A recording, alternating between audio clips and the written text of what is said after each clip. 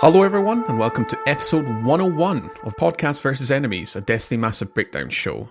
My name is Court, and it's just myself and Impetus this week. Saint is away on his birthday weekend away, so make sure to send him some well wishes.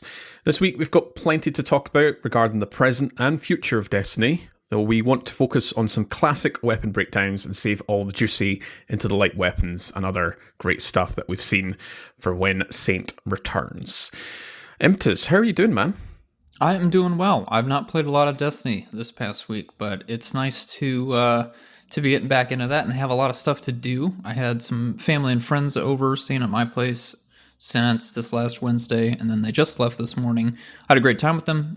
It's fantastic, but I have been wishing and wanting some onslaught weapons, the ability to attune to some.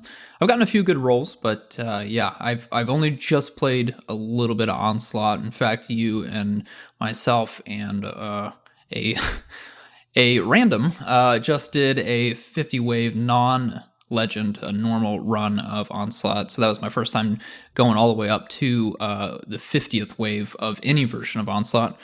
It was fun. I had a good time. Did not get a lot of drops for the amount of time that it took us. I believe it was... Did we get under an hour in court? I can't remember. It was definitely in the 50-ish minutes if it wasn't. Yeah, I think I forgot to look. It felt fairly standard. Because we were chugging along. Yeah. Yeah. Just around about the 60, 55 minute. But I'll definitely be sticking a legend here on out. I think... there's been some conversations that I'm catching up on about the amount of loot and how rewarding it is. We'll save that for a little bit later, but it'll be interesting to see how Bungie reacts, if they want to react to the complaints regarding the drops from Onslaught. But I've gotten a few things. I've just been working on a few of the quests. I got the Pulse Rifle quest unlocked for Elsie's Rifle. I just did Recluse today. And then I also got Edge Transit unlocked, and I've gotten some good rolls of that. I've got the 2 PvP rolls that I wanted for Elsie's Rifle, both Zen Moment Headseeker and Keep Away Headseeker. And then I've got a Cascade Point Frenzy Edge Transit, as well as a Envious Assassin Bait and Switch roll. So I'm sitting pretty for those. I've gotten a few shinies as well, but nothing worth mentioning. Court, how have you been this week? Doing well, much like yourself. I have not actually had a lot of time on Destiny, a little bit more compared to yourself, but I've just been doing some onslaughts. I still haven't done my legend one either, but I've got a few rolls. I've done a few of the standard 50 waves. Can be touch and go with who you get, but that's kind of, pick of the draw when you do random matchmaking. But I've managed to get a few rolls myself. I just got standard Edge Transit earlier. It was either earlier today or yesterday. We're recording this during the weekend, so probably Saturdays when I got it. I got a Spike Envious Assassin Frenzy Edge Transit, and I've got a few Recluses. We'll obviously talk about those in the future. I'm just having a look at my Recluses here. So yeah, I've got a few kind of Subsistence Master of Arms. I've got Feeding Frenzy Master of Arms, Subsistence Desperate Measures, and a Threat Detector Destabilizing Rounds. So I've got a mixture. I'm just going to collect some of these before I start going through and picking what I kind of want. So yeah. Other than that, a few other kind of things, doing some dungeons here and there. I've been working on some infographic stuff. I'll discuss it now. I was looked at the prismatic, all that fancy stuff that they've revealed. It'll be a week since this goes out, since they revealed a bunch of the final shape, some more stuff to hype everyone up. And one of them was the prismatic subclass. So I worked on a infographic just to kind of condense a lot of the information down into a visual format. So that should be out by the time you're listening to this podcast. I plan to put this out on the Monday. So previously, the day prior to the episode going out. So you can check that out in my socials. I'll have a Reddit breakdown, just a short one. I say short, but when I type the Reddit breakdown, it will no doubt reach the word cap as usual. So yeah, that's out. If you want to have a look at that, a nice little kind of infographic for all your potential build crafting needs. All right, we've got some folks to thank this week, Impetus. We do indeed. As always, want to give a special shout out to our sponsors, Asky and Monk. I'm K Rose in this moment for keeping the podcast chugging along with their donations. We greatly appreciate you all. Thank you so much.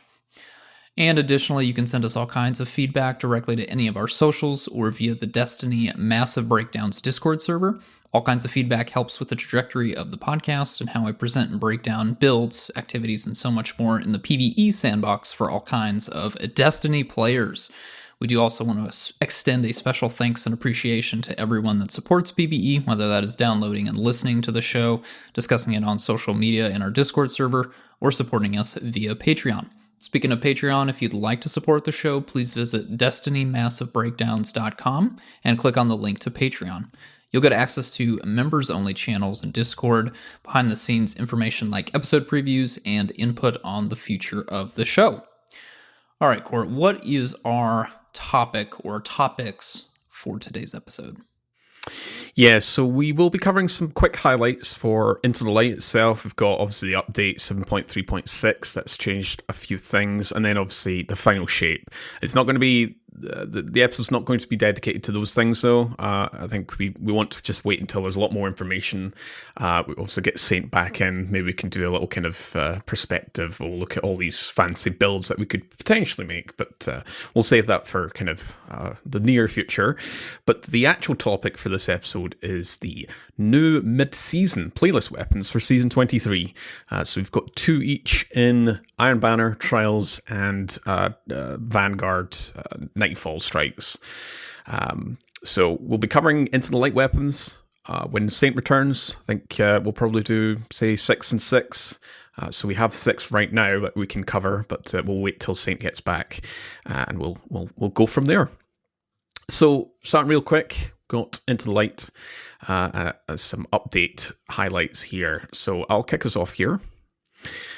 Dares of Eternity, very completely out of the blue. There was nothing announced about this. A very big surprise. The craftable weapons have had their old pre-refresh perks return. So before they were made craftable, there were some perks that were cycled out of the weapons. So they are in addition and do not replace any perks.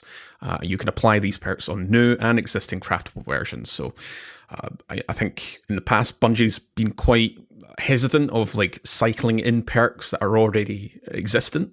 So I think that maybe there's been new tech. There's something to reintroduce weapon perks onto legendary weapons. So in terms of the perks, there are some nice ones that we'll talk about shortly here. But I think that the precedence is very interesting that we might see this on future weapons or a collection of weapons just to see older perks come back.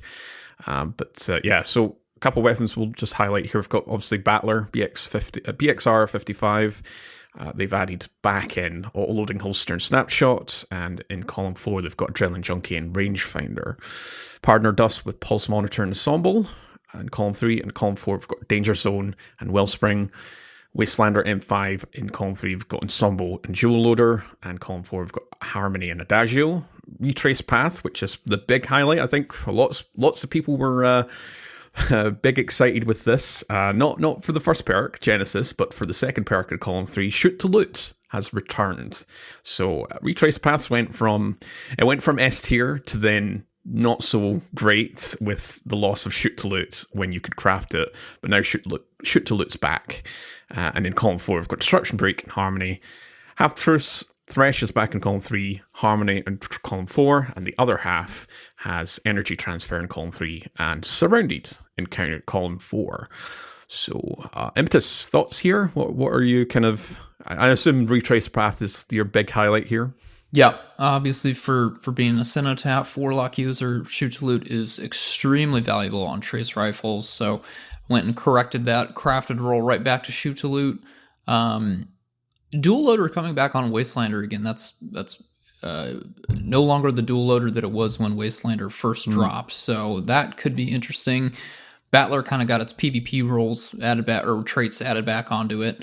I am curious about Surrounded on other half. I have Frenzy, but I realized that I'm just getting that 15% damage buff from Frenzy on a sword, whereas with Surrounded I could have a much stronger damage buff that will be up pretty much all the time I'm using a sword, and I could also have the Speedy Boy Eager Edge perk in column 3. So I might swap out my Frenzy for Surrounded on the other half, but yeah, Retrace Path was definitely the highlight for me. Anything else stand out to you, Court?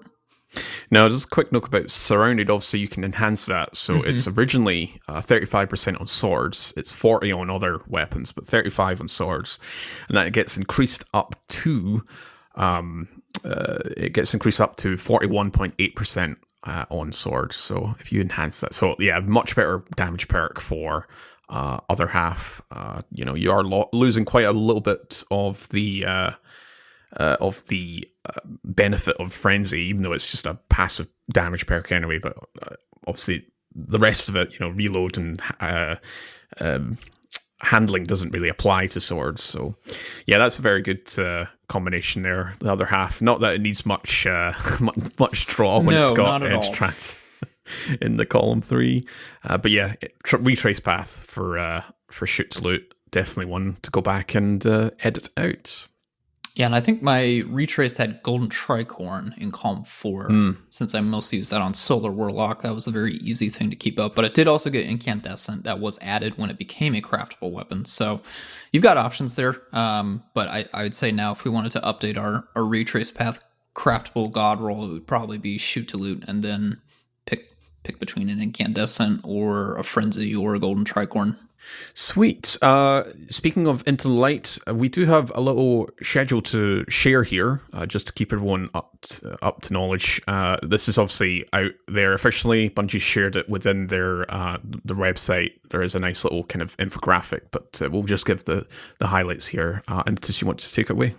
Yes, so we've already had access to the initial 6 batch of Into the Light weapons, being Elsie's Rifle, Falling Guillotine, Edge Transit, the Recluse, Hung Jury SR4, and Succession. Those have been available for a week as of our recording.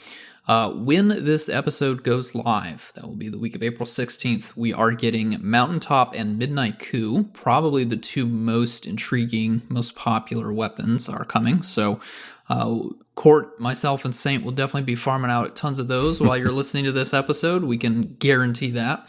The week after those 2 drop, we will get Hammerhead and Forbearance in April 23rd. Then the final batch will be on April 30th. That will be Blast Furnace and Luna's Howl. So next week's episode, we're covering the initial 6 Brave weapons. We will not be talking about Mountaintop and Midnight Coup, even though those will be in the game already. But we will wait for the week of April 30th, that episode that would be coming out in that cadence, to cover the other 6 Brave weapons. So you'll have a little bit of a gap before we return to Into the Light, but in that meantime, you can be working on some of those 4 weapons dropping. Midnight Coup, Mountaintop, Hammerhead, Forbearance. A lot of great options there. That's going to be a lot of Onslaught, a lot of waves of Onslaught we will be playing there. And then, yes, we did also have a developer preview. It turned out to be a little bit closer to a Vidoc, which I don't think anyone was expecting when we tuned into the live stream. But yes, the final shape highlights. A lot was revealed. We did learn of the 6th subclass, Prismatic, the Mix and Match subclass.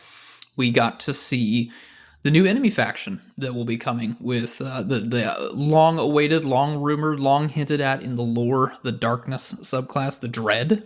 Very, very exciting. And what else was pretty big in there? There was a third major thing that I'm forgetting, Court.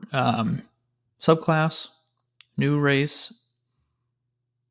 Was that really it? No, there's got to be a third thing. I think just because Prismatic was such a massive thing, they split it into kind of the 3 nodes that they're talking about within the website I'm just looking at here. So it was basically what you mentioned, where it's mix and match. You have the exotic class items, that's what which it was. will only be applicable to Prismatic subclass. You can combo different types of exotics, not at full effectiveness. It'll be kind of half and half. So let's say they mentioned the Ophidian aspect for Warlock. Will be just handling. It won't have the full effect of Ophidian aspect. And then say Assassin's Cowl for hunters will just be the invisibility, not the healing, just the invisibility. So it's going to be half and half, and you can combine the two. It's all random drops on your class item. So, it's going to be certainly an element of like, can I try and find a really top tier combination? And it only applies when you're on your prismatic subclass. So it also takes up your exotic slot. I'm not sure if that's been clear enough, but they did mention it in that Vidoc that because it's an exotic, the actual class item will be an exotic. You won't be able to put on something else that's also an exotic in that slot. It's not like in... actually, I don't think you could do that in Destiny 1. You had the exotic class items, but... no, they did. You could take in another exotic. You could. I couldn't remember. Yes. Yep. Yeah. And then the other thing was Transcendence, which is the kind of, I suppose, quotes, mini super aspect. So you've got your supers, but then you've got something called Transcendence, which when you fill up your light and darkness bars, you enter this trance and you get a bunch of really great modifiers. I said at the start of the episode, I worked on that infographic, which will be up by the time you're listening, so you can have a look at that and kind of look at all the unique fancy stuff. All looks great. A little bit overwhelming when I initially watched that Vidoc, but yeah, it was very surprising. I was not expecting them to just come out with a full look at this. We've got final shape in a couple, the weeks are winding down at this point, but it looks great. I think it's really hyped a lot of folks up, including ourselves. Yeah, I went and pre-ordered the final shape. I was waiting until I could see a little bit more information before I was going to make the purchase, but that live stream, that did it. That was enough. I'm stoked, baby. But yeah, we won't go further down the rabbit hole in terms of all that great looking stuff. Like I said, we'll probably revisit this in the future once we get a lot more kind of content, and obviously when we get our hands on them with the final shape. So let's move over to our mid-season new playlist weapons. So, as we all know, Season 23 was extended due to the delay to the final shape, but we did get a few new and returning weapons for some of our playlist activities. So Nightfall, we got 2 new weapons. Trials, we've got 1 new and 1 reprised. And Iron Banner, we also got 1 new and 1 reprised. So I'll kick us off with Nightfall, a little kind of top-level overview of sort of reminding us of the origin traits and what we'll see in the final shape. So we have 2 origin traits with the Nightfall loot, because obviously it comes with the Strike kind of Vanguard version, which is Vanguard's Vindication. Weapon kills restore 10 HP, and this works in both PvE and PvP. And then we've also got Stunning Recovery, which is the Nightfall origin trait. So Stunning a champion provides the following. It refills 25% of the magazine from reserves, and the mag count is rounded up, restores 60 HP, and it grants 40 recovery for 3 seconds. And so the stun trigger, it can be from any weapon or from any ability, such as a jolting grenade on a overload champion, while the weapon is currently equipped and is in your hands. So this only works in PvE, obviously with champions.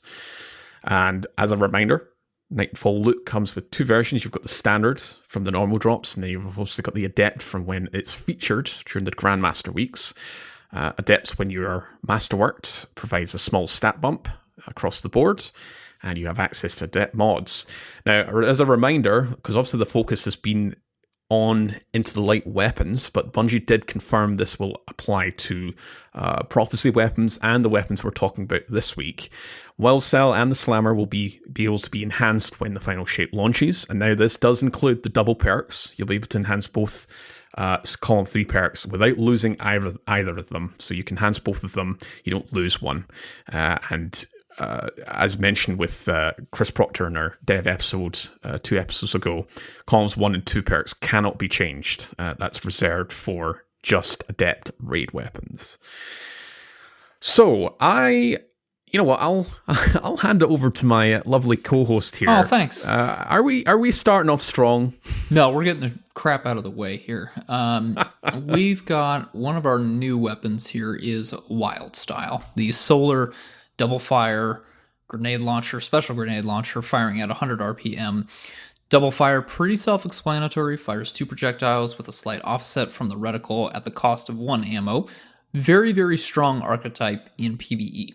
We've only ever had one other double fire, that's the Wilder Flight grenade launcher, Void grenade launcher from our Spire of the Watcher dungeon that came out a year ago. So this is our second one. A lot of hype, a lot of interest surrounding this. Again, double fire grenade launchers, very, very strong. It'll be interesting to see how they stack up against Mountaintop once Mountaintop returns, as Mountaintop has been getting buffed, and the micro missile being an intrinsic trait. Again, I think the double fire maybe filled a little bit of the void that Mountaintop left, but now with Mountaintop coming back, it'll be very interesting to see how that all stacks up. But yes, so we do now have a solar one. Again, solar, very, very strong element in PvE, especially for endgame. Very strong for warlocks with well, but also for titans on Pyrogale, and also for hunters. Now I think about it with the buff of Golden Gun and Celestial Nighthawk. So again, for matching your surges, everyone had a reason to be interested in this gun. So that is a bit of an unfortunate situation because it has disappointed across the board, sadly. This did come with the a third origin trait, the Text Balance stock. That is also debuted on Wilder Flight as well. So Text Balance stock grants the following benefits for 4 seconds upon scoring 4 hipfire hits within 4 seconds of each. You get plus 20 to your range, handling, and reload speed, a 0.9 times reload duration multiplier, and a 1.5 degree larger precision aim cone with decreased ADS movement speed penalty of 10%. So a lot of stuff going on there, but you need to score 4 hipfire hits within 4 seconds of each. So that's, compared to the other origin traits on Wildstyle, would I go with Text Balance stock necessarily? Not on paper, not necessarily. I'd probably have to consider it looking at some of the perks. I think probably Stunning Recovery is still going to be the strongest, because you don't have to stun a champion with Wildstyle. You necessarily could have it out and then use an ability to do that, and then get a bunch of health. I think across the board that would be the stronger one in PvE, but there are certainly benefits that Text Balance stock provides that would be useful in certain situations. But enough of an origin trait discussion. Let's get into that stat comparison. Again, we've just got Wilder Flight to compare it to. Looking at our blast radius, both weapons have a 60 in that stat. Velocity, Wilder Flight sits at 93. Wildstyle sits at 90, very, very close here. Stability, Wilder Flight at 20. Wildstyle at 27, handling Wilder Flight at 43, Wildstyle at 48, handling Wilder Flight at 32, Wildstyle at 39. Very similar stats. Wildstyle does have that adept version, so it can get slightly increased stats when masterworked as well. Unfortunately, that's probably the last good thing I can say about this weapon. It's probably the last good thing Cord can say about this weapon as well. As we get into I haven't even said anything. Well, yeah, I read your mind. If we get into columns 1 and 2 here, not a whole lot. So looking at our barrels, one of the stats that you can really focus on would probably be handling and reload speed. I don't necessarily touch blast radius and velocity. Definitely not velocity sitting at 90. You can leave that alone. There's quite a few things here that I would maybe look at as quick launch. Again, I said don't touch velocity, but quick launch does provide it. But it also gives you a plus 15 in handling, which is always nice when you're swapping back and forth. Trying to think if there'd be anything else I'd even care about here. Yeah, I would probably just say quick launch, and then a very distant second would be linear compensator, just for the small buffs that it provides. Yeah, I don't know, actually. When in doubt, when it comes to rocket launchers, heavy grenade launchers, and special grenade launchers, I just look for quick launch. And if that's my ideal. If I don't get it, so be it. Column 1 here is the least impactful when it comes to these types of explosive weapons. Column 2, we do have disorienting grenades, formerly blinding grenades. We've got spike, we've got high velocity rounds. Honestly, disorienting grenades is probably the most interesting thing about this. You get another option with a double fire grenade launcher to disorient enemies. There's not a lot, though, in columns 3 and 4 that really enhance the effect of disorienting grenades. We don't have auto-loading holster in column 3. We do have Danger Zone, although I'm still in the dark as to whether or not that does increase disorienting's blast radius. I've heard conflicting reports about that. Court, do you know if that interaction is true or not, or if that really only applies to damage-dealing grenades specifically? I'm not 100% sure. I I would need to. And we got to call in the I need to scientist go. in DMB. Yeah. Let me just phone someone up now. We'll get them on live. I'm not sure, but I think it's the like they don't interact. As far as I'm aware, Okay. I think as an educated guess, I would say they don't interact. I think anything that it's pretty indicative of the recent nerfs to disorienting grenades. In fact, we got one this week with the update 7.3.6, where disorienting did get another nerf down, reduced disorienting grenades radius for both damage and the effect by 15%. So, they've not been that crazy on allowing formerly blinding grenades, but now disorienting grenades to be big meta, because they are very powerful. Yes. They do disable pretty much every combatant except champions and bosses. And the thing is, with that double fire, with those two shots right next to each other, it was extra strong on double fire grenade launchers. Yet another reason why everyone was so excited to get a second one. However, once we get into columns 3 and 4, it becomes apparent that this is not going to live up to the standard that was initially set with Wielder Flight.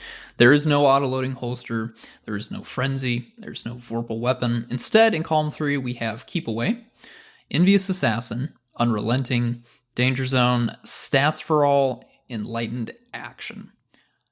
Yeah, it's not looking great. And then in column 4, we have Incandescent, Permeability, One for All, Surrounded, Attrition Orbs, and Collective Action. So as far as synergies, you've got Stats for All, One for All, which you get 2 grenade launch shots with 1 ammo. Is that worth it? I don't think so. Again, the real utility perks for grenade launchers, they don't reload fast, so you want something that can do the reload for you or massively enhance your reload speed like a frenzy kind of buff. You've got Envious Assassin. Is this the kind of weapon that you would want to use Envious Assassin on? I mean, I think people could go back and forth on that. Typically, I see a double fire grenade launcher as the weapon that I would proc Envious Assassin if it was on my heavy weapon, for example. It's not the weapon I would want Envious Assassin on because I know I could get a lot of kills with my double fire grenade launcher. Some people will disagree with me on that, but I am not personally interested in Envious Assassin. I do, however, think that Envious is probably the most interesting option. Maybe an Unrelenting, if you want health as well. But, yeah, I don't know. You've got Stunning Recovery right there. That's 60 HP, and you get 4 tiers of recovery when you stun a champion with this gun out, with an ability or using this gun. So Unrelenting, to me, feels a little bit like overkill in that regard. Do you want Enlightened Action? I don't think that's necessarily super strong, especially now with those lower stacks. So for me, it's probably Envious and Unrelenting, and then Keep Away as a distant third. Column 4, though, I mean, there is so little to work with. I think Incandescent is probably the most versatile, but when it comes to damage, you've got Surrounded, which is incredibly niche, especially with a double fire grenade launcher. And then if you wanted to have like a consistent damage trait, like Collective Action, if you're running Solar or running Stasis and you can generate a ton of Fire Sprites or Stasis Shards, maybe Arc Warlocks with Ionic Traces. I don't know, guys. I mean, this is just an absolutely shambolic columns 3 and 4 here. There's so little synergy between the columns, and then very, very little interesting, unique stuff.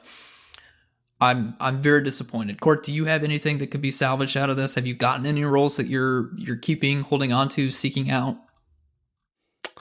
No, I'm very much in the same boat as you. If you just looked at the perks, you'd maybe confuse this with like a rocket launcher, because it does look kind of similar to almost like a Roar of the Bear slash the Arc rocket launcher that everyone's chasing. With the name escapes me. The wall drop one. Oh, Crux Termination. Yeah. Yeah, it looks like Crux and Roar. have like combined. Just looking at the perks, so if you just ignore the fact that it's a grenade launcher, I would just assume, oh, that looks like a kind of rocket launcher kind of set, and I would be pretty hyped with that. Like there are some really great perks in here, but for a grenade launcher, it's very strange combinations here. Like I suppose Envious Assassins maybe your best bet, but then like I wouldn't really recommend disorienting grenades plus Envious Assassin. I always think of disorienting grenades as like Wilder Flight's got that, where it has disorienting and auto-loading holster. So you fire, then you swap back out, and then you fire. That's the way I think of kind of blinding grenade launchers. But no, nothing's really impressing me here. In terms of rolls that I got, let me have a look on my dim here. It's just, I don't know. It's just, I feel like these perks just aren't quite it. So Wild Style, I did get the sofa roll. I think I kept that because that's kind of her PvE meme with the sofa. That's got disorienting grenades. It's also got spike grenades as the alternate. Stats for all or unrelenting, but again, pretty pointless combination when you have a perk like stun and recovery. And yeah, that's my only roll. And then I've got 3 Wilder Flights here, which are all the kind of meta picks. Demo and Frenzy I've got on Wilder Flight. That's your kind of your bog standard kind of slaying out, and you get a bunch of grenade energy back. Frenzy's such a great damage perk, plus the reload and handling. It's all free. And then I've got my disorienting auto-loading holster roll there with Disruption Break. So like, it's just such an unfair comparison because Wilder Flight exists. It's now, a year and a half old at this point, and it's still rocking strong, still going well. If you can get a Wilder Flight, go and farm that. I would not bother with Wild Style. Yeah, it's a shame. Was really looking forward to this. I mean, man, what could have been? Well, I mean, as you said at the top, that this had potential with it being a solar, especially Warlocks. They could rock with this as their kind of special slaying out weapon, but the perks just don't. It's just not it. It's really not it. Yeah, the truth is, if you are looking for a solar grenade launcher, the Empty Vessel, all the way back from Season of the Splicer, that is still dropping from Vanguard playlist, not the Nightfalls, the actual Strike playlist, still remains pretty top tier. You've got auto-loading holster there, you've got Ambitious Assassin, and then in column 4, you've got Danger Zone, Demolitionist, Vorpal Weapon.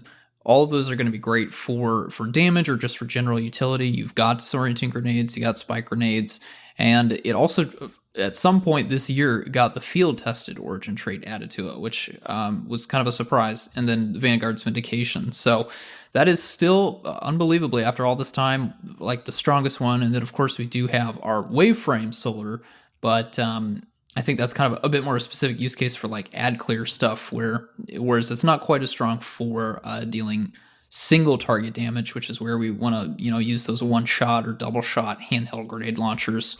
That's where those weapons shine.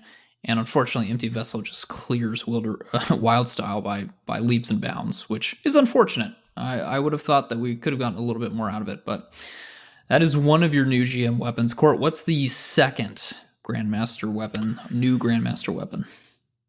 Well, one that I'm a little bit more friendly, a little bit more positive with, and that is the Slammer. Very unapt name, considering it's a Vortex frame. This is our Stasis Vortex sword. And remember, that's your heavy spin attack, as we've called it before, spin to win. That does consume 6 ammo, so it's quite expensive to win with that spin. We will be comparing it with Fallen Guillotine, which is one of the Into the Light weapons. That's Void has returned, and Thin Precipice, which is the Strand Season of the Deep weapon. So not a lot of comparisons here because they are swords. They're all the same family. There's not a lot of deviation. There's just one deviation here with the ammo capacity. But charge rate is all the same at 20. Impact all the same at 60. So there's no weird kind of exception here that we've maybe seen before with a certain sword. The name escapes me, but talking about the quest. Not bequest, because that's I feel like that should have a slightly higher. It was geodetic. Oh, With yes. the Yeah. plus slightly increased impact, which was weird to see. Anyway, so we have so ammo capacity. Slammer is at 60, Fallen Guillotine 60, and then Thin Precipice slightly lower at 56. So all the same stats, slightly lower ammo capacity. Here it's all about the perks. This being a stasis weapon, we do have a perk that's been in the game for the longest time, but we haven't seen much potential with it because it only ever dropped with the Dawning sword. So we finally see it. But anyway, I'm jumping the gun here. Let's look at the first column and second. We've got blades and guards. I think, as ever, probably just going to recommend the usual. Although Hunger Edge does give you that +4 ammo capacity. I think with this being more of a kind of, depending on what route you want to go down, you might want to kind of bulk up on the ammo capacity versus the impact. But if you want the impact, you do get that negative ammo capacity of 4, but +4 impact. That's Jagged Edge. In terms of the guard here, I think obviously Sword Masters is your go-to. That's you've got your high charge rate. You've got some guard resistance and endurance. I've still yet to see a use case of the other guards.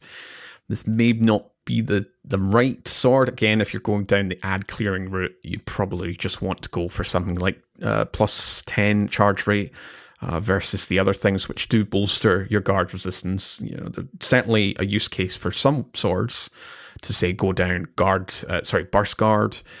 Or even enduring guard with that guard endurance, so you've got a lot more time when you're holding up your sword, you're guarding, and you get that mighty fine, like up to 97.5% damage resistance or something like that in PvE.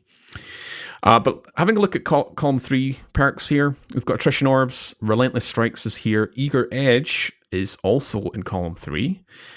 Pugilist is here, Chain Reaction, and Thresh, and then column 4, we've got Cold Steel. So that was the perk I was referring to. One for All is here, Collective Action, Permeability, Demolitionist, and Bait and Switch. So very interesting combinations here. Obviously, you're wanting your speed tech, then Eager Edge is there. If you're wanting that ad clear, I think despite the fact Chain Reaction isn't as powerful on swords have quite a relatively low multiplier, which is where Chain Reaction's explosions kind of come from. You're not getting as much benefit using Chain Reaction on a sword. However, if you do combine that with Cold Steel, the Chain Reaction's explosions can spread that slow stacks around. In terms of, say, like a damage type sword, which, Vortex swords aren't quite there for damage. You don't, Bequest is there. It's relatively, it's not as easy to get compared to some of the weapons, but like once you can get that Bequest, it's got that higher impact intrinsically, and that should be your go-to for damage. But Relentless Strikes here. So you gain that 1 ammo after scoring 3 powered hits within 2 seconds. That just keeps refilling your ammo. And then you combine that with Bait and Switch, which is not as powerful now. It's still a great perk. It's not 35% anymore. It's 30. So that's your damage kind of cycle. You can just get real quick with firing with your energy, then your kinetic slot weapons, and then come back to your sword, and you've got that 30% up, and then just keep recycling the Relentless Strikes ammo. We've seen One for All in other swords before, so that could be an option. That's the higher percentage increase of 35%. So what Bait and Switch was. One for All's relatively easy to do on a sword. But if you get that, that's great. And the other things, permeability, if you want to change your sword's element, Fallen Guillotine, sorry, not Fallen, it is based off of Fallen Guillotine's looks. It's got all the little graffiti. But I still haven't really seen much of a use case, at least on a sword, with permeability. If you want to change elements to a solar or strand sword or something like that. Impetus, you got any kind of combinations here? I do just want to point out, remember, we can enhance these perks, and A funny thing that I had forgotten until I had double checked this was chain reaction enhanced. On most weapons, passively grants you 20 inventory size, which is equal to about 1 reserve mod, but not on swords. On swords, you get 20 guard endurance instead. So not quite as impactful as I think a lot of people think of enhanced chain reaction on most other weapons. Granted, I guess if you're really going for chain reaction and you get some less than ideal guards on your particular role, you could enhance chain reaction to make up for that and get a little bit of a boost. But yeah, you're not getting more ammo capacity, unfortunately, with this version of chain reaction on a sword. It's actually just that guard endurance, plus 20 guard endurance, which is unfortunate. But however, you know what does give you ammo capacity when it's enhanced? Cold steel. Oh, is that what it gives does? You plus 10. Okay. Yep. Because I can remember, I think it was this time last year, they changed the perk Cold Steel, the enhancement aspect of Cold Steel. And before, I can't remember what it did, but they changed it so Cold Steel would give you that passive plus 10 ammo capacity, plus 10 magazine stat as well. So it's similar to Tactical Mag. Not that swords can run Tactical Mag, but that's just a bit in comparison. So you do get a higher magazine / ammo capacity with swords when you've got enhanced Cold Steel, and obviously this will be the only weapon to get enhanced Cold Steel, because you can't enhance it on the Dawning Sword. So that may be a pick. Again, I'm not convinced Vortex frames are for damage anyway. I think it's more of an ad clearing. In fact, Impetus would have seen me using using the slammer when we were doing some onslaughts earlier today. I had that out. I didn't have cold. No, I did have cold. You steel. did. Yep. So, yeah. So it is there as a kind of ad clearing weapon. And yeah, once we can enhance that, which I will certainly be doing, that'll go up to. Let me see here. I don't think we've got the stats, obviously, with it not being available. But yeah, any ammo increase on a sword is great. Yes, because you can run out quite fast. Yeah, and the role that I have is I have chain reaction and cold steel, which is nice and fun. But yeah, I'm not thrilled about it. It was fun to do one spin and watch a bunch of enemies get slowed around me, but I still got to kill them after that. And it doesn't really, Yeah. But hey, at least it isn't wild style, am I right? Oh my gosh, that thing is garbage. All right. Well, shall we get on to Trials weapons? Yeah. Speaking of garbage. Take it away, sir. Yes, so the Trials weapons do come with their own pair of origin traits. We have our Crucible origin trait and then the Trials one itself. Our Crucible one is one quiet moment. When out of combat, you do gain the following, which can be activated even when the weapon in question is stowed. That's plus 20 handling, plus 40 reload, and a 0.95 times reload duration multiplier. And just to be extra clear here, being in combat is defined as having either dealt or received damage within the last 5 seconds. Kills reduce this to about 1.5 seconds until damage is dealt or received. So that is the qualifications. Remember, you need to be out of combat for one quiet moment to actually proc. This does work both in PvE and PvP. And then Alacrity is our Trials origin trait. When you are the last living member of your fire team or running solo activities, so this does work in PvE and PvP, you can gain the following: plus 20 range, plus 20 stability, plus 50 reload speed, and plus 10 aim assistance. Solo activities does actually refer to a specific thing like solo dungeons, solo lost sectors, solo strikes, etc. Trials weapons do also have adept versions, of course, and we did get 2 weapons here, one new and one returning. That would be the Prophet is our new weapon, and the Summoner is our refreshed returning weapon. These perks will be enhanced when the final shape launches. That's for columns 3 and 4. Obviously, columns 1 and 2 will not be changed. So the Prophet. This is our first stasis aggressive frame scout rifle, firing at 120 RPM. The aggressive frame bonus for scouts is an intrinsic. The passive here is it just reloads 2 ammo at a time, much like DMT does. It is based on the DMT model. And unsurprisingly, the Prophet does also get the Tex Balanced Stock origin trait. I've gone over that before. 4 hipfire hits within 4 seconds grants plus 20 range, handling, and reload speed, a 0.9 times reload duration multiplier, a larger precision aim cone, and ADS movement speed is decreased by, your ADS movement speed penalty is decreased by 10%. We are yet again comparing the Prophet to a Spire of the Watcher weapon, this time the long arm, which was our first aggressive scout rifle. Different slot. That was an arc weapon, so that was in the energy slot, this being stasis up in your kinetic slot here. The Prophet has a range of 59, long arm had 55.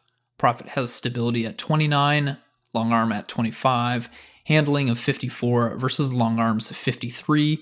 Reload speed of 49 versus long arms 45, and a recoil direction at 84, long arm at 72. So Trials weapons, of course, typically have the upper hand when it comes to the stat package.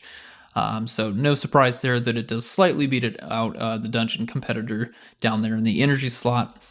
Looking at our barrels and magazines here, so we've got decent range. Again, scout rifle, of course, just because it's a 59 doesn't necessarily mean that that's bad. You're still going to be clocking enemies from a very long distance here. ADS, you are sitting at 79 meters before damage fall off. So don't touch the range stat. You're fine. You can focus on pretty much anything else. Stability is going to be kind of an interesting one. We do have some traits in column 3 that can help with that. But for the most part, when I'm looking at my barrels, I think fluted would be fine here. Again, range is just going to be a waste. There's not any noticeable difference there. Chambered compensator would be interesting. That takes your recoil direction up to 94. Again, the scout is firing at 120 RPM. For me personally, that is more than enough to manage, even with that stability being what it is. If you find that you are still struggling to land crits with that low of a stability stat, then I do think stability might be worth investing in. Also a recoil direction, so that's a judgment call that you have to make. I can't really help you out with that, but polygonal might be a better option for you if you need that strict bump to stability there. Take it up to 39. In our magazines here, again, accurize range, don't even bother with it. Steady rounds could work as well. You could chip away at the range stat by just 5. That's not going to do a whole lot there to hurt you when it comes to ADSing. Stability gets a massive bump there of plus 15. That could be very nice. And then you also get a little bump to airborne effectiveness. Not terrific, but it's nice. Personally, though, I'm looking at tactical mag. I think that's just all around a very nice option there. Flared magwell being a second option for me as well. Moving into column 3, we've got some very, very interesting options. We got Demolitionist in column 3, always a welcome sight. Keep Away makes a lot of sense here, even though we don't need to worry too much about the range. It's just that bump to the reload speed and then the accuracy cone growth decrease is going to be very welcome. Hipfire Grip, if you really want to lean into the fantasy, although I'm not necessarily thrilled about that for PvE purposes. And then Rapid Hit, which just makes a ton of sense on a scout rifle. That's going to be fantastic for taking care of your stability and your reload speed at 5 stacks of Rapid Hit, which should not be a problem to land.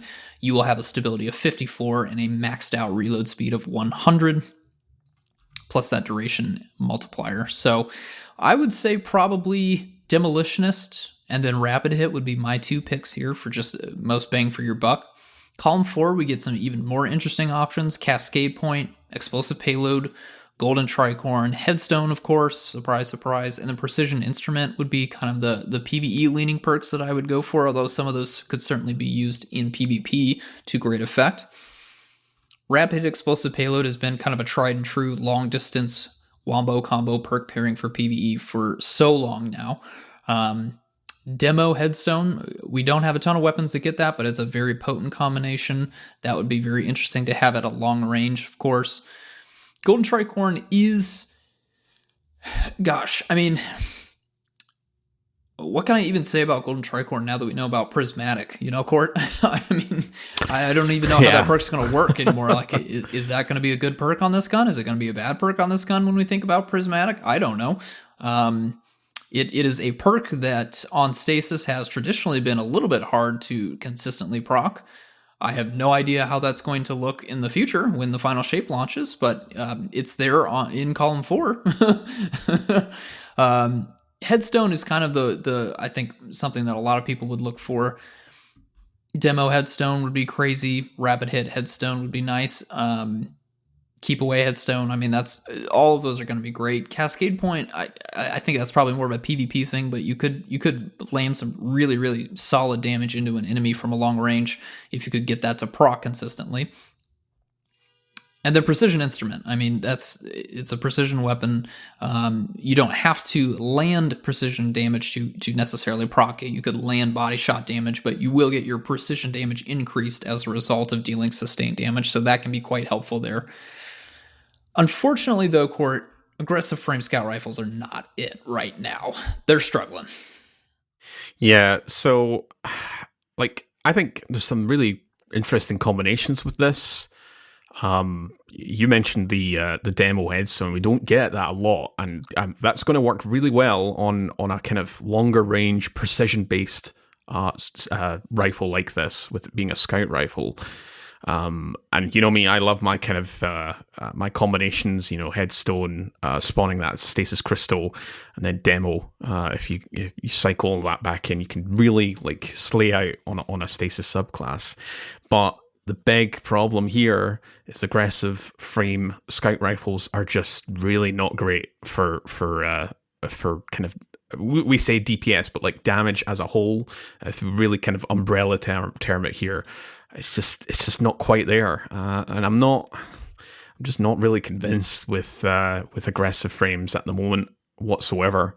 When I was looking at this just before we started recording, I looked at the perks. I'm like, oh, this looks really exciting. This looks really great. And you do look at the stats. You're thinking, okay, these stats are not bad. You can really bolster it up. We've got places to or perks to really bolster those stats if you need it. If you're on controller, there are some great perks to really boost up your stability and recoil direction if you need that. But then you're just like, oh, wait, it's the Prophet. It's an aggressive frame. It's just not quite it. And we said the same with the long arm. Obviously, that being in a different slot, it's got one fewer perk in both columns 3 and 4 compared to the Prophet. But even there, it's just, we were really struggling. I can remember we were struggling what we could kind of recommend for long arm a year and a half ago. And obviously, we haven't mentioned it, but Last Right is the what do they call it? The ritual, seasonal, ritual something. Weapon, yeah. Which also came out. I know Saint, he was quite excited, wondering if this would be pretty good, because it does have keep away or reconstruction and opening shot or focus fury. But I mean, the weapons look really cool. I love the DMT vibe, but they just don't hit it. They've got 100 impact, but it doesn't feel like it. It feels like 10. Have you used a lot of aggressive? Because I'm not, for me, speaking personally, I might be biased against scout rifles because I don't tend to use them unless they are an exotic. But Impetus, I know you're maybe a little bit more fond of scout rifles. Do you see any use case with aggressive frames? Not until they get buffed. I believe they are the weakest archetype of scout rifle. If I look at Mossy's spreadsheet here, it's typically rapid fire and lightweights. They're kind of the dominant options here. Yeah, I mean, this is good perks, but you got to have some really strong utility options or a case of a double damage perk, for me at least. I mean, if this got headstone and explosive payload, I would maybe venture into trials and try to, unlock the gun and then maybe focus a few of my trials engrams at Saint 14. But for just demo headstone, you want me to go in trials and unlock this weapon and then spend my precious trials engrams for demo headstone when I have I grant you this is the second longest range weapon with demo headstone. Let's not forget that Fire and Forget our stasis aggressive LFR does somehow get that combination, although it's headstone demo because headstone shows up in column 3 on that. But I've got a horror story with demo headstone. I just got an Unending Tempest with demo headstone, so I've kind of got my short and my mid-range options lined up there. I'm sitting pretty as far as like I don't really need my headstone crystals on the other side of the arena, right? They're a lot more of a benefit to me when they're a little bit closer or they're maybe out in the middle of a playing field and I can run to it for cover and then pop it for whatever effects that I'm going for, you know. So I it's nice to lock down a long range, but any old scout can lock down the long range. You don't necessarily need headstone to do that, right? Yeah, no, absolutely right. Yeah, I think if you can get a demo headstone or something like Rapid Hit and Precision Instrument, like I think there is potential. They may buff aggressive frames in the future. So like this is definitely. Like, I'm not a big fan of like holding on to weapons just in case that they buff them in the far future. But this is certainly one that might break my kind of rule of right. You know, they're in a poor shape now, but they can be in a really great spot if they just buffed it up a little bit. But yeah, at the moment, for especially for like a trials rewards, I'm not sure how it is feeling in PvP. I haven't really heard anything. Well, with Kill Clip, you can 2-tap, so that it has been of an interest. But for people that are going for that specific perk, I did spot the triple hip fire. You've got text balance stock, obviously, with hip fire grip in column 3, and then offhand strike in column 4.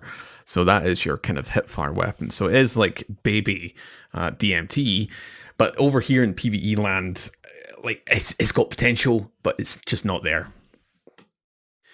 All right. Speaking of potential. Yeah, we went from one low to one significant high. We have the Summoner. Now, this is a Trials weapon to acquire, if you can. It is Solar Adaptive Auto Rifle, 600 RPM. It has returned. Adaptive frames don't have any intrinsic bonuses or attributes, but it does roll with Wildcard, which is the Cassoid Foundry origin trait. As a reminder, that kills have a chance to release a varying number of Telesto bolts on top of where the enemy died, and there's a 6-second cooldown between each Telesto bolt spawn. And the number of Telesto bolts varies on combatant rank. So rank and file, it's 1. Elites and Guardians, it's 3. And mini-bosses and bosses are 7. And the Telesto bolts inherit weapons combatant damage scaling. So the higher the scaler for the weapon, the more damage these Telesto bolts do. I think auto rifles are doing fine in terms of damage scaling. I don't have Mossy's sheet to hand, but last time I checked, they are pretty good. Mm-hmm. I mean, just a little kind of Telesto bolt just to spawn in. You'll see this plentiful on an auto rifle. We are going to pair this with Rosarago 4, which is our Void World drop, and Old Sterling, which, sure, it's in a different slot, but it is our Strand option, which is also a world drop. Range, we have 40 for the Summoner, 42 for Ros, and 43 for Old Sterling. Stability, the highest is Old Sterling at 42, but slightly behind that is the Summoner at 41. Then the big stat boost here with handling. The Summoner is at 70, and that is versus 57 for Ros and 63 for Old Sterling. And then the reloads, pretty much same across the board, 56 versus 55. And then recoil direction is 57, which does put it in the sort of middle ground, versus 47 for Ros and 63 for Old Sterling. So great stats. Obviously, this is a Trials weapon, and you'll see a small bump when you fully masterwork that with the Adept version. And yeah, we've got some hot weapon perks to talk about. Just before we do that, though, we'll cover the barrels and the magazines. So again, with this being more of a kind of middling frame, you don't have any intrinsic benefit. The range, stability, the recoil direction, quite in the middle. So you want to kind of focus for something that will bolster what you want. I think range stat and auto rifles pretty fine, and with me being on a mouse and keyboard, I don't necessarily need to focus on stability. For controller players, you will maybe want to go for something like Chambered Compensator just to really bring up those stats. We do have Small bore, again, does increase your range, but it does get that stability up as well by +7. Arrowhead brake is your kind of standard with that +30 recoil direction, just to really focus up, plus the 10 handling, up to 80. Over on the magazine side, I'm still always a big fan of stuff like armor-piercing rounds and high-cal rounds. I think if I was to pick, or ricochet rounds. But with an auto rifle, it's a kind of, full auto weapon. You're going to be firing this for a lot of, against a lot of combatants, and getting that flinch on your kind of lower tier of enemies is great with the high cal rounds. Over on the very, very, very interesting perk selections in column 3 and 4. So column 3, right off the bat, we've got heal clip, we've got elemental capacitor, Zen moment, subsistence, DSR, we've got perpetual motion, and we've got overflow. Overflow is in column 3. On column 4, we've got incandescent, target lock, tap the trigger, kill clip, onslaught, golden tricorn, and rampage. So, boy, there's a lot of very interesting picks. The big solar PvE pick here is obviously heal clip and incandescent. That's your double solar sandbox synergy. Remember, they did buff heal clip a few patches ago. We had it's buffed up to cure ×2 on you, which is 60 HP in PvE, and cure ×1 to nearby allies within 15 meters. So that's your solar synergy there. Over on the sort of, maybe not get that. I should say, sorry, it's 60 per cure stack. I'm thinking of PvP. So that's 120 just for reloading on a kill. It's crazy. And, it'll proc off of incandescent as well. That does start to inherit a lot of that. So if you don't get the necessary kill with the summoner, you probably will with an incandescent once that starts spreading around. Golden tricorns here, I'm still a big fan, even on primaries. That's just up classic 15%, and then solar grenades and melees, very powerful on all 3 subclasses, gets you up to 50%. Impetus, you got any pairings here? I know Saint's quite an onslaught stan. Are you a big believer with onslaught? Absolutely. With it being in column 4? Yes. Okay. Yes. Go off, King. Heal clip onslaught. That is what I am chasing. I've seen there are people in my clan who have started playing Destiny more because they went and got that combo and they love it so much. Which, I haven't even brought myself to go unlock this gun for trials. And I believe it is actually the adept drop this weekend that we're recording this. But there's onslaught the activity to do, not onslaught the trait to chase after. If you feel me. So, again, onslaught does have a reload speed buff. It is both a damage perk and a reload speed perk at the same time. Very, very helpful for heal clip, but also just in general. You are getting a great damage option there. And I'll even say I had a Rasarago with Onslaught that I took into a GM run when I was finishing up my Conqueror title for gilding. And I think I was using it when we did our Corrupted run court with Saint. And Onslaught absolutely scales with that difficulty wonderfully. So I was shredding through enemies quite well with that ×3 or that third stack of Onslaught. I will push back though and say that even on mouse and keyboard, I did find if you want to keep that third level active, you might want to dip a little bit into stability. It can be a little unwieldy at that point.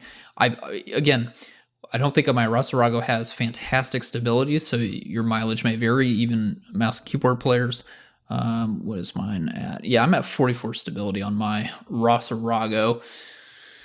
Don't have a lot going for it. So I would say probably like a ricochet rounds would be enough for me. If you want to do like small bore, I don't think you'll need a ton of it because again, you're not going to be staying at ×3 a ton. But once you get up there, if you still want to make sure that you're trying to land crits to easily kill enemies, or if you're on a beefier target and you want to make sure that you're dealing critical damage to really wear them down, you might want to think about that. That might be something you want to be aware of if you do get an onslaught roll to drop. But it's not unwieldy, but it is noticeable once you get up to that third one. The barrel is kicking up quite noticeably. But with the recoil direction as well, those are two things that you might just want to be aware of. Very cool weapon. Yes. it's part of trials, so you kind of expect it to be a little bit of a hard gamble to try and get. A lot of perks here that have great synergy, a lot of perks to grab with this being an RNG weapon, but if you can get that, I think just Heal Clip, Incandescent, or Onslaught, as Impetus has been talking about there, even just getting like Perpetual Motion, Golden Tricorn, Target Lock, no, it's not much of a PvE perk now, but like even there, like it's free damage as long as you're just firing your weapon at a combatant. Some really great choices there to try and luck out on the draw. All right, so let's move over to Iron Banner, our last set of weapons for this episode. As standard, the Iron Banner weapons come with one origin trait, and that is Skulking Wolf. On enemy player kills while at or below 60 HP, grants an enhanced radar, which also removes you from passively pinging enemy radars for 10 seconds. This only works in PvP. There's no PvE aspect of this of this trait. Luckily, the weapons that we will be talking about, both of them have the additional origin trait for field tested, so we can default to that origin trait in PvE. Iron Banner, obviously, it's just standard. There's no adept version or anything like that. And just as a reminder, Multimac, CCX, and Tusks of the Boar. So Multimac's refresh version only, not older versions. They will be able to be enhanced when Final Shape launches. And again, columns 1 and 2 perks cannot be changed. That's reserved for your adept raid weapons. So I'll kick us off here with Multimac CCX, which is our kinetic lightweight SMG. That's 900 RPM. As the passive intrinsic bonus for lightweights, that's your plus 20 mobility, and that's 6.25% forward movement speed bonus. And as I mentioned, it does get field tested, which is the Field Forged Foundry. Big recap, because there's a massive kind of, when you hover over the field tested community research tab on D2 Foundry, it's a massive list here, but just a real kind of high level perspective. So hits and kills with your weapon grants quote points, and hitting point thresholds grants stacks of field test, and just a magnitude of bonuses. And the field test stacks don't expire and only are removed on player death. And all these bonuses like range, reload, stability, handling, and all that great stuff, just passively working in the background. For Multimac, we're going to pair it with the Showrunner, which is its kinetic sibling, which is from Vanguard / Witch Queen engrams. We aren't going to be pairing it with other slot options. The Recluse is also in the same frame here, but we'll cover that when we get to it.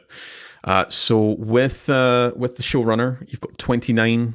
With the Multimac, you've got 29 versus 28 Showrunner stat for range. Over on stability, it's 38 versus 35 for Multimac. For handling, it's 70 versus 60 for Multimac. And reload, it's 26 versus 27, and that's for Showrunner. So +1 Showrunner reload. And then recall directions, 100 for Multimac versus 91. So nice stats there. As for the as for the barrels and the magazines, again, this is where it's relatively lower stability. So even for mouse and keyboard format users, you may want to kind of pivot into that. Chamber compensator does reduce your handling. It doesn't change the recoil. You do get recoil on that, so it's a little bit of a wasted, but you get that +10. You do have small bore, of course, with that +7 stability and range. Polygonal rifling is +10. Fluted barrel for that +5 stability and handling. So there's a few options just to kind of boost up your stability. Probably don't need anything range based, again, with just this being a sort of close quarters weapon. For the magazine, again, you've got stuff like steady rounds for that +10 stability, flared magwell for that +15 reload and stability as well. The reload's quite small at 26 at base. You can luck out with some of those. You've got TAC-MAC just to kind of increase the magazine by a few ammo counts, plus 10 reload speed and stability as well. Again, it's luck of the draw with these RNG weapons. So columns 1 and 2 perks, if you can get those kind of really great perks to bolster your input, whether it's mouse and keyboard or controller, and then we're looking good. In terms of columns 3 and 4, so column 3, we've got attrition orbs, we've got DSR, we've got iron gaze, which is the improves weapon target acquisition at the cost of weapon range. Which is actually substantial loss to range. It goes down to 4 if you don't already have... Sorry, it goes down to 0 at base, but once you start adding something like corkscrew rifling, it brings it back up to 4. So that's quite a substantial drop. Rangefinder, moving target, and under over. So quite, attrition orbs appearing in column 3 is nice to see. But the rest... not so much. Column 4, let's see if we've got any better perks. Frenzy, that's classic PvE traits. We've got Iron Reach, which is your plus 10 range, and then negative 30 stability. That's a no. You've got Kill Clip, you've got Kinetic Tremors, Tap the Trigger, and Target Lock. So in regards to PvE, there's not a lot of choices here. I think Attrition Orbs and maybe Frenzy. If you get Kinetic Tremors, I'm not that a big fan with Kinetic Tremors on something like an SMG, especially when it takes about 14 hits, it says here in the community research. That's a lot of shots with an SMG. I think this, out of the 2 Iron Banner weapons, at least in PvE, this is not quite it. I'm not sure how well it's doing in PvP. I think it's got some great perks for PvP, but... I don't see anything that's great. Impetus, have you seen anything? Am I missing anything with Multi-Mac? No, I don't think you're missing anything. Next weapon, then. Yeah, we can definitely do that. I mean, Kinetic Tremors is like the best option, I would suppose, in column 4, but Showrunner, our comparison for the stats, that gets overflow. So you can absolutely run Kinetic Tremors on Showrunner because you can proc a much larger magazine to proc Kinetic Tremors. You don't get that flexibility with Multi-Mach. So I'm writing this off kind of immediately for PvE because of that reason. Sure, I could do under over for like a double damage combo, but under over still isn't giving me enough. Even with that 50% increase to barrier champion shields on SMGs, I mean, I'd rather take that on a little bit longer range weapon like an auto rifle, pulse rifle, where I would really notice that and really take advantage of that. But yeah, I don't want to get too close to barrier knights. Granted, I've got Onslaught on the brain where we were going up against a lot of barrier champions up close with escalating power levels. I still wouldn't want under over on an SMG even in those scenarios.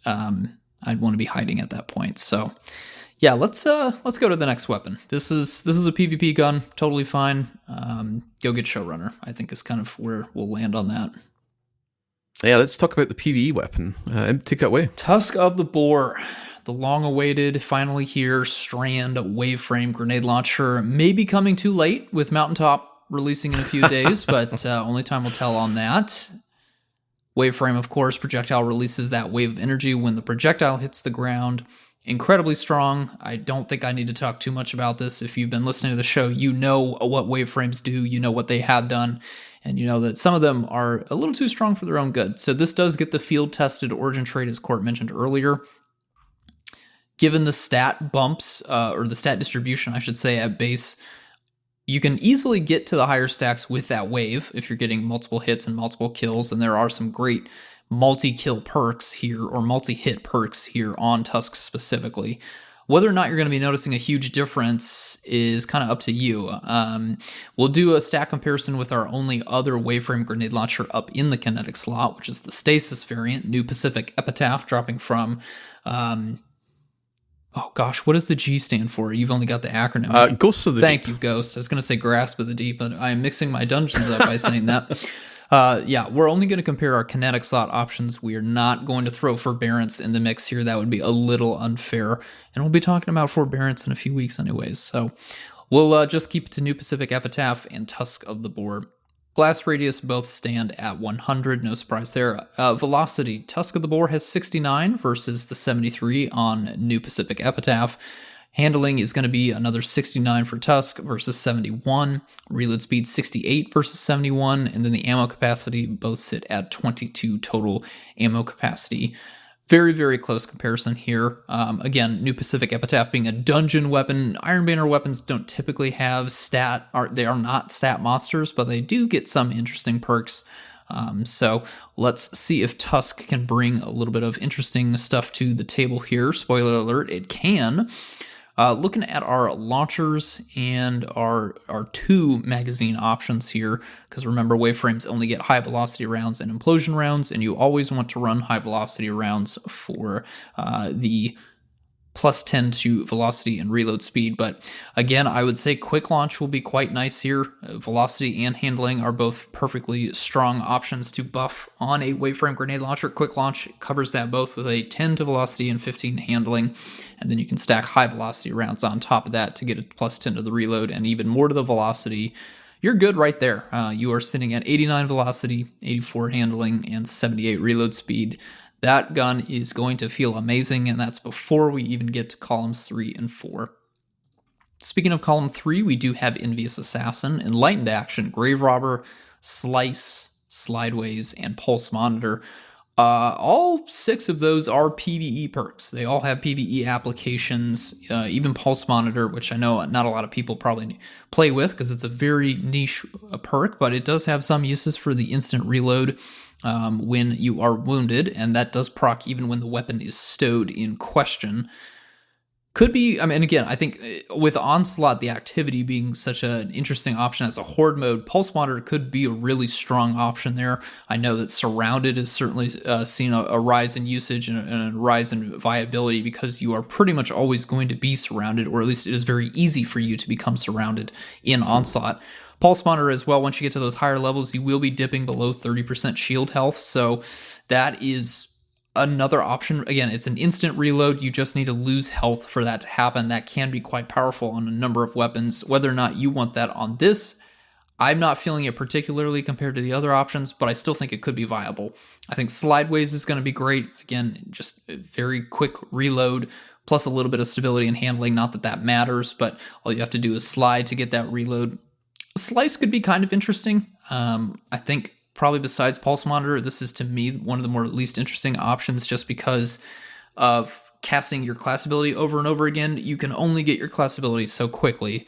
Hunters will probably have an easier time to get the most use out of that compared to Titans and Warlocks, but it's still quite strong. Applying Sever on a hit is going to be really nice there.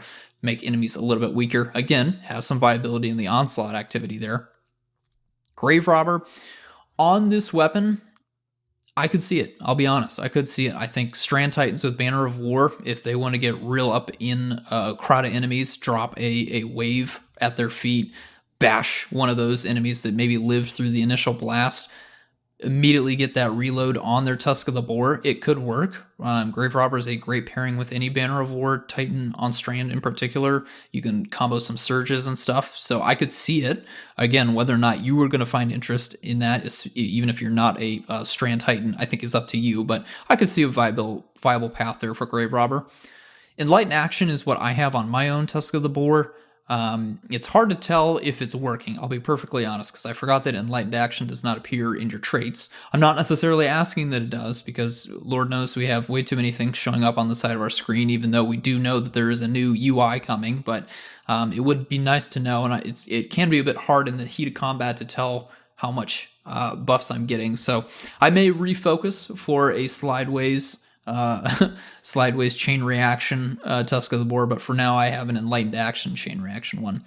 Envious Assassin, I see a lot of people going for this. I'm going to be honest, I don't understand it. To me, Ambitious Assassin is what you put on your single fire weapons because you want to keep using the weapon itself and get more shots. Envious is what I put on weapons that I would use for single target damage, not crowd control, and a Waveframe Grenade Launcher excels at crowd control. So I don't quite understand it, but if some other people want to use other weapons to then have 3 shots of a Strand Waveframe Grenade Launcher, y'all go for it. Be my guest. But for me, I would care a lot more if this was Ambitious Assassin, not Envious Assassin. Speaking of column 4, we've got Chain Reaction. This is getting nerfed. No surprise there. Thanks, Forbearance. You ruined everything. I'll never play with you again. Just kidding. Chain Reaction is still going to be incredibly powerful on special grenade launchers. I really won't recommend any other perk here, but just to cover them, we have Hatchling. We do have Bait and Switch. A weird weapon to put Bait and Switch on, and an even weirder one to actually use Bait and Switch on. I'm not quite sure of its viability. Swashbuckler would pair wonderfully with Grave Robber. Would I use Swashbuckler over Chain Reaction even on a banner of War Titan? No, I don't think I would. Vorpal Weapon, again, wayframes are for ad clear, not boss damage, not vehicle damage. Deconstruct, there is some funny stuff happening with Deconstruct. I know Lego the Flash put out a video on what Deconstruct can do with Tusk of the Boar. It's not something I can recommend with a straight face. I'll just leave it at that. But if you want to have some funnies, you want to make a little montage or something, you can go chase a Deconstruct Tusk of the Boar here. So, yeah, I will say it's Chain Reaction in column 4, and then a combination of Grave Robber, Enlightened Action, Slideways, Slice really would be kind of what I would say is, yeah, that's a great roll. It's going to be really strong. Again, are you going to use it when Mountaintop drops? I don't know, but waveframe grenade launchers are excellent PvE weapons for sure. Court, any thoughts from you? No, just as a reminder with Chain Reaction for special ammo weapons, that is a 15% smaller detonation radius and a 20% reduced damage, and that will be coming in the final shape. And for heavy weapons, it's staying at the current detonation radius sandbox values, but that is getting a 30% increased damage to compensate for kind of all the kind of shake up the Chain Reaction. And we may be seeing Chain Reaction on other weapons, specifically glaives and pellet shotgun were mentioned with our episode with Chris Proctor a few weeks back. But no, I mean, like, as Impetus has been kind of really amplifying here, that there's some really like solid trait options on both columns. Like, you could get a few of these, you could roll, even if you do get Slice. I think I'm a little bit more positive with Slice, especially with me being a hunter. Pair that with something like Chain Reaction. Much like the Slammer, it can kind of cascade around, or not cascade, that's not the right word, but like kind of spread the Sever effect with Slice, if you can get that Chain Reaction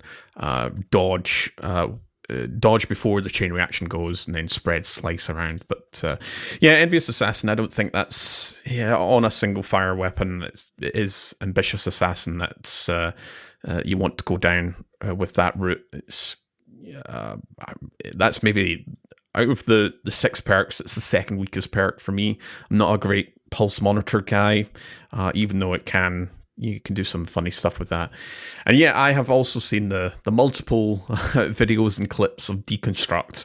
I know Clarity, they put out a video on Twitter kind of detailing how it's functionally working with enemies, and you can basically get infinite ammo, because the whole kind of big recap of Deconstruct when it comes to actually the ammo generation aspect of it, not the buff against constructs. It's pulling ammo from thin air, and you can get it to work with Tusk of the Boar, but we're not 100% sure if that's intended, because the impact counts for 1, and then the actual wave will count as 2, and then that gives you that free ammo. But it's the way you have to set it up, much like what Lego was also kind of promoting on his video in PvE and in PvP, where you kind of have to shoot it in a weird position. So I'm much like Impetus. I don't think Deconstructs. It's the meme role, and it's a fun perk for a weapon like Tusks of the Boar, but I've got a feeling that it's going to get quote fixed, but not necessarily nerfed. It's probably just going to get like some sort of cooldown, or it's going to get the proper implementation to waveframes kind of brought into focus. But bait and switch is a weird trait to see on a special weapon here.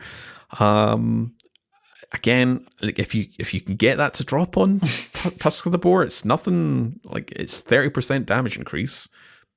woo. But again, we're not using this for single target damage. It can be used for it, but it's just not quite there. I'd rather just use something like a auto-loading holster,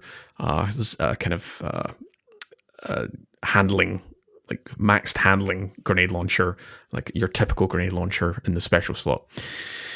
But yeah, no, I mean, just to really recap, some really fantastic perks in here. So even if you do get Envious Assassin and Bait and Switch or Pulse Monitor and Vorpal, like they can still be useful. They're useful in their niche ways, but Slideways, Grave Robber, Slice, Enlightened Action for column 3, and then Swashbuckler's great there. Chain Reaction for just the maximum vibe with Busk of the Tor, as we've been calling it. Great weapon, really great weapon. We do have one final Iron Banner, and that's at the end of the month of April. So that'll be beginning 30th of April, so right at the end, and that's our final Iron Banner for Season 23, before we'll see Iron Banner in the future. And obviously Tusk of the Boar will still be present in the future. So if you don't get it this time, then we'll see, but we'll be covering its other cousin in the other slots in the future with Forbearance, the semi-reprised Forbearance. New and improved, because that's what it needed. Yeah. Well, what did Chris say when he was on our show? What if anything's going to power creep Forbearance, it was Forbearance. Yes.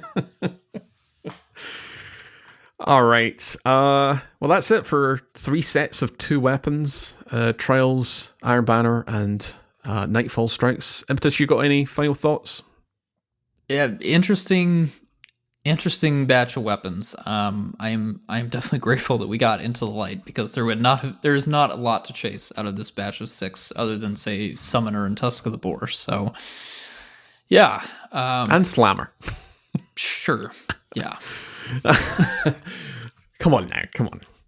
I will say, though, the fact that these weapons can have enhanced perks come the final shape does add a unique dimension to it. That's a great call from Bungie's point of view, but again, that's also going to be true of the End of the Light stuff. So, yeah, good stuff. Glad to see that we are finally getting some randomly rolled weapons with enhanceable traits. That is going to, I think, help a lot of the stuff catch up to the utility of crafted weapons. But yeah, man, I just really want a wild style to have something going for it.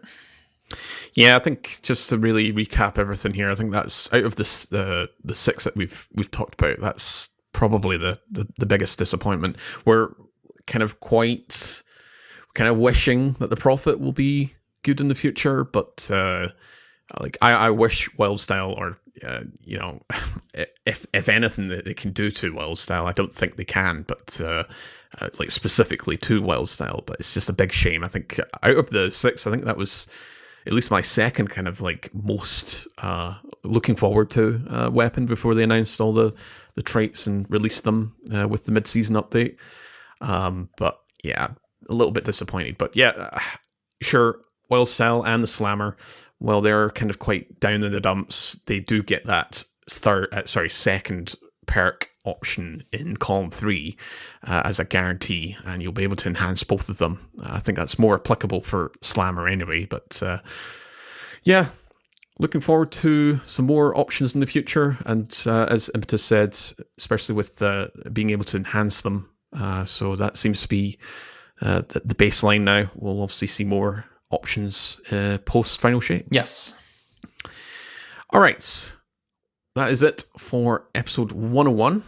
I want to thank all our listeners and our patron sponsors and our audio engineer, Autodidactos. Shorter episode this time compared to our mammoth one last week. And yeah, as we mentioned at the top of the episode, we'll be covering 6 of the Into the Light weapons next week when Saint returns.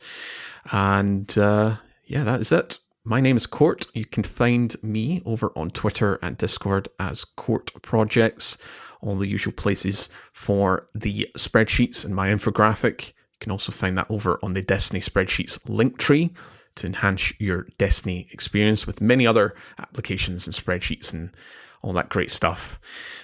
You can also find me in-game doing plenty of slaughtering on Onslaught, getting all those shiny, very fancy weapons. Impetus, where can we find you? You can find me as Impetus in Destiny and in Discord, where I will be chasing edge transits, more Elsie's rifles, some recluses, but probably only getting shiny successions and hung juries, which I don't really need, as is my luck. As a reminder, please put shoot to loot on your retrace paths. All right, that's enough from me. Thank you so much for listening. We'll be back next week with even more weapon breakdowns. Have a good one.